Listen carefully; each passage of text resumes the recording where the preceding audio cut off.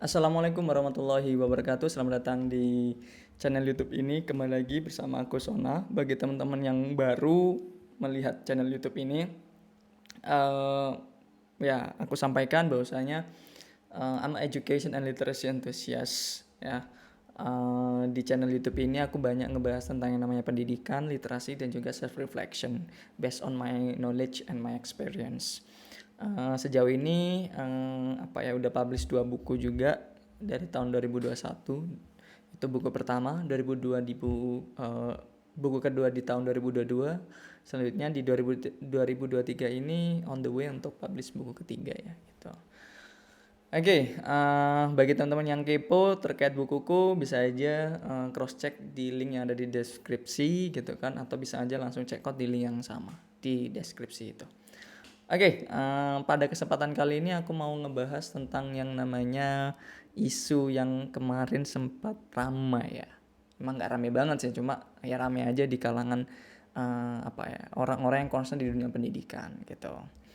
Yakni adalah mahasiswa penerima beasiswa pemerintah gitu kan, yang studi di luar negeri baik S2 maupun S3, lantas tidak kembali ke Indonesia gitu, tidak segera kembali ke Indonesia, artinya masih mangkir yang ada di luar, masih mangkir di luar negeri sana gitu. Aku mau sedikit berkomentar itu aja dan memberikan opini seperti itu. Tapi ini subjektif ya opiniku. Jadi mungkin aja kalian tidak sependapat, atau barangkali sebaliknya bisa saja sependapat which is good. Tapi kalau tidak ya nggak apa-apa juga. Maksudnya jangan jadikan perbedaan ini sebagai hal untuk perpecahan ataupun apapun itulah gitu. Oke, jadi sekedar aku sharing-sharing aja, menyatakan opiniku terhadap isu tersebut.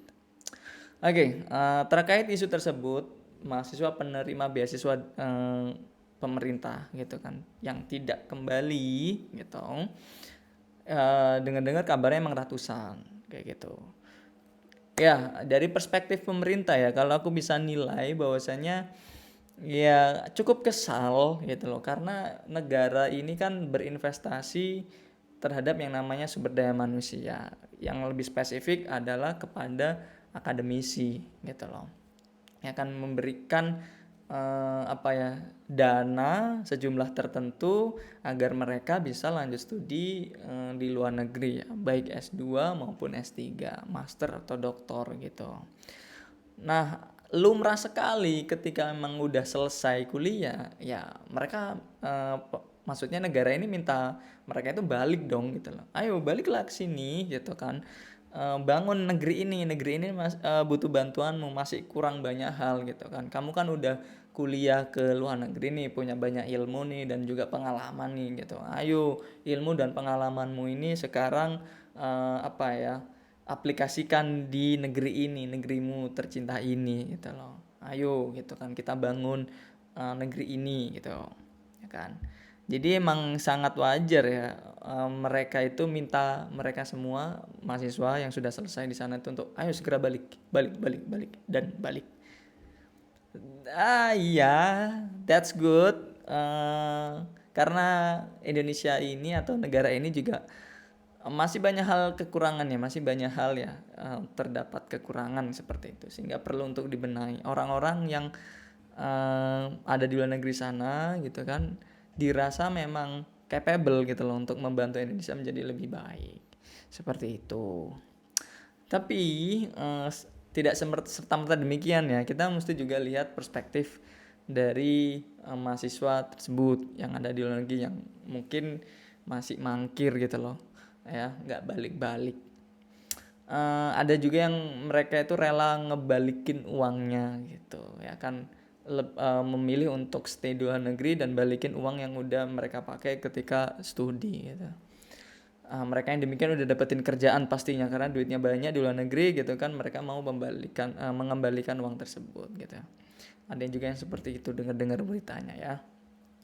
Cuma memang mereka yang tidak ingin kembali ataupun masih masih bersilat lidah, maksudnya adalah masih nanti lah ya gitu kan untuk kembalinya. Memang banyak alasan gitu. Memang ada alasan baik dan alasan yang buruk gitu. Cuma aku rasa alasan yang buruk itu minor gitu loh. Dan kita nggak usah pikirkan itu. Menurutku alasan yang buruk itu emang unacceptable ya. Kita fokuskan yang acceptable aja gitu. Alasan mereka tidak kembali atau belum kembali karena ada alasan yang begitu baik. Ya karena mereka melihat opportunity yang baik yang ingin mereka raih gitu loh. Jadi, aduh ada nih opportunity baik nih gitu kan setelah lulus ya gitu kan. Mungkin magang atau nggak kerja gitu. Kalau disuruh balik sayang banget nih gitu, lepas nih gitu. Padahal ini better loh ketimbang semisal mereka udah calculating kan gitu loh. Bahwasanya di Indonesia ini kayak gini nih opportunity-nya gitu. Sementara di luar negeri opportunity-nya jauh lebih baik mungkin menurut mereka ketika melihat di sana gitu loh. Sehingga mereka tidak mau melepaskan gitu loh. Pasti kayak gitu tuh. Ya kan? Dan wajar sekali manusia itu ingin mendapatkan yang lebih baik, bukan sesuatu yang lebih buruk gitu. Sangat lumrah sekali. Jadi kedua belah pihak antara pemerintah dan juga mahasiswa yang tidak kembali tersebut menurutku ada esensi baiknya juga gitu, esensi benarnya maksudnya gitu ya. Siapa yang nggak mau sih mendapatkan kesempatan A, B, dan C di luar negeri sana gitu, yang notabene jauh lebih impactful ya gitu kan ketimbang harus di dalam negeri gitu. Mereka bisa kontribusi tapi nggak terlalu impactful gitu loh ya kan.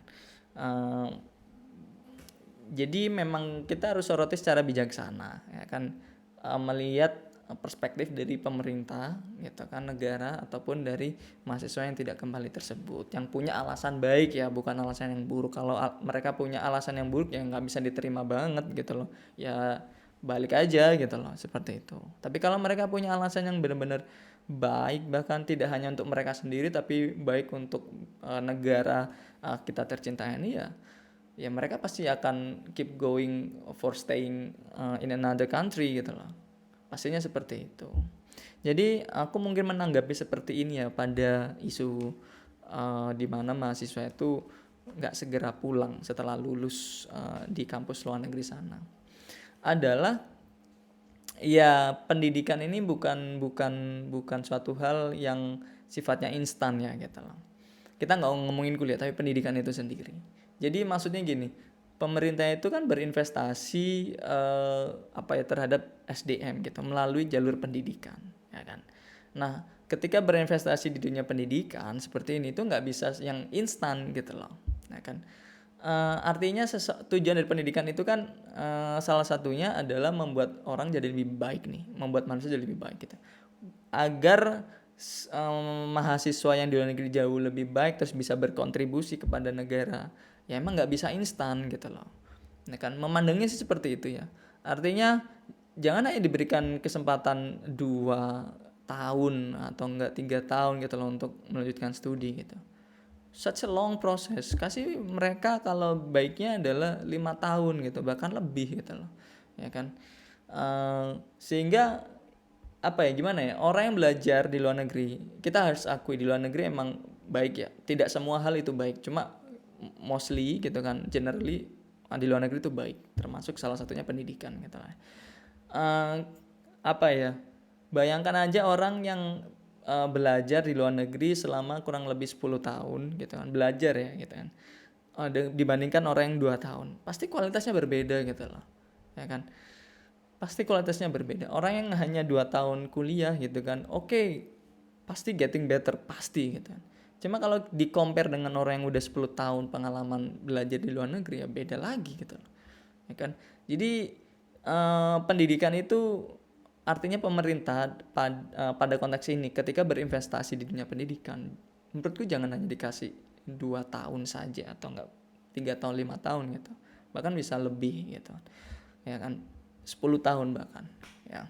Tapi dengan catatan khusus gitu, jadi nggak serta-merta udah nggak apa-apa nggak balik 10 tahun, dengan catatan khusus ya gitu. Karena kalau kayak gitu sih dia pasti akan menyelewengkan ya, kemungkinan besar menyelewengkan. Jadi emang ada catatan khusus. Artinya apa catatan khusus itu? Menurutku adalah negara itu mesti bisa cross check potensi ya gitu loh. Oh kalau dia memang misalnya mahasiswa ini lulus terus dia punya potensi besar untuk bisa lebih berkembang lagi di luar negeri, support itu, support gitu. Oh, dia punya potensi, dia punya riset seperti ini, dia punya program seperti ini dan seterusnya, bisa mengembangkan dirinya sendiri, bahkan bisa secara tidak langsung menarasikan hebatnya Indonesia misalnya kayak gitu. Oke, ini potensi besar, support gitu. Kasih fasilitas juga kalau bisa ya gitu. Sehingga dia bisa lebih mendalam lagi untuk mengeksekusi itu, untuk mempelajari hal itu dan seterusnya, ya kan. Tapi ketika dia udah lulus dan ternyata memang potensinya dirasa udah cukup deh gitu loh, kamu di luar negeri gitu kan, apa ya, kalau itu bisa diminta untuk kembali gitu sih, dan sangat wajar gitu. Dan si mahasiswa tersebut ya emang harus bisa legowo ya seperti itu. Kalau mau tetap nggak mau deh aku tetap di luar negeri, aku pasti bisa kok gitu, buktikan gitu kan, dengan apa gitu kan, dengan research kah dan seterusnya gitu kan, dengan project tertentu ya kan, and so on gitu loh. Buktikan seperti itu ya kan. Jadi menurutku gini, bayangkan saja kalau semisal udah lulus S2 nih gitu kan, atau bahkan S3 ya gitu, terus disuruh kembali padahal mereka punya opportunity untuk jadi researcher hebat di sana gitu loh, atau bahkan menjadi lecturer hebat di kampus tersebut, ada opportunity untuk menjadi lecturer gitu, atau enggak bahkan menempati posisi-posisi potensial yang ada di luar negeri di sektor-sektor tertentu gitu kan, sesuai dengan bidangnya gitu. Bayangkan orang yang bisa demikian gitu kan, apa ya, diberikan kesempatan gitu kan, setelah beberapa tahun kemudian mereka bisa jadi researcher, bisa jadi penemu, bisa jadi dosen gitu kan, dan pasti itu dipandang oleh orang-orang yang ada di sana gitu loh, dan secara tidak langsung bisa mengharumkan nama baik Indonesia juga, negara ini gitu loh ya kan. Indonesia ini kan banyak orang pintar gitu loh kan gitu loh. Tapi emang tidak, apa ya, agak klise mengatakan Indonesia ini nggak bisa ngerangkul orang-orang pintar tersebut gitu ya. Cuman memang itulah faktanya gitu kan. Ada loh orang Indonesia menjadi dosen di luar negeri gitu loh. Secara tidak langsung kan mereka menarasikan Indonesia itu kepada mahasiswanya gitu loh. Sehingga membuat Indonesia di mata mereka itu cukup menarik. Wih, ada loh orang Indonesia keren jadi dosen gitu kan. Terus alhasil ingin melihat Indonesia lebih dalam lagi. Kayak gitu. Ya, jadi emang poin utamanya adalah ya beri aja kesempatan ya, tapi kita cross check lagi, atau negara itu mesti cross check lagi potensi gitu. Kalau dia emang potensinya bisa lebih berkembang lagi di luar negeri, ya support aja gitu loh. Tapi kalau tidak ya apa ya, discuss aja gitu. Maumu kayak gimana nih?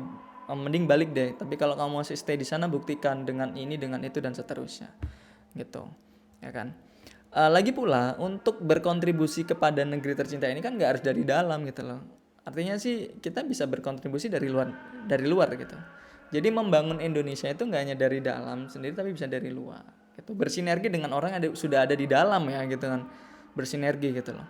Jadi orang-orang yang kompeten di dalam negeri ini emang harus membangun gitu. Dibantu dengan orang-orang yang ada di luar sana gitu. Mereka saling berkomunikasi, bersinergi, apa nih yang kurang, apa yang perlu dipandang lebih lagi nih gitu kan. Apa yang ada menarik di luar negeri gitu kan, dikombinasikan yang ada di dalam negeri gitu. Alangkah baiknya semacam itu, karena kalau kita mengandalkan membangun dari dalam gitu kan, amat sangat disayangkan menurutku, karena di luar sana mesti ada pionir-pionir tertentu ya yang apa ya, mengambil informasi atau enggak menarasikan apa yang ada di dalam ke dunia luar seperti itu. Selanjutnya adalah ketika apa ya, meminta mahasiswa itu kembali ke Indonesia gitu. Jangan negara itu serta-merta ayo bangun, kamu bangun gitu. Jadi bebannya besar banget tuh, orang yang luar negeri balik ke Indonesia disuruh bangun gitu kan. Iya nggak masalah sebenarnya gitu ya kan, karena udah ngasih duit untuk scholarship itu lah kan. Cuman ya negara harus tahu diri lah, selayaknya orang tua gitu kan, meminta anaknya kembali ya kasih fasilitas gitu. Menurutku perlu dikasih fasilitas ya, karena gini, ketika mereka sudah biasa research dengan fasilitas yang luar biasa di luar negeri gitu kan, ketika mereka harus kembali ke Indonesia dan melakukan research lagi, tapi fasilitasnya berbeda atau bahkan apa ya, 180 derajat itu nggak sekeren yang ada di luar negeri, ya mereka pasti merasa ada keterbatasan yang begitu luar biasa, nggak bisa kanan nggak bisa kiri gitu. Belum lagi dengan apa ya, birokrasi yang berbelit-belit, administratif yang mungkin berbelit-belit juga gitu loh. Bayangkan orang yang baru balik terus ingin melakukan research ini karena punya ide ini, ternyata nggak bisa gitu kan, nggak bisa karena birokrasi atau enggak administratif atau bahkan fasilitas.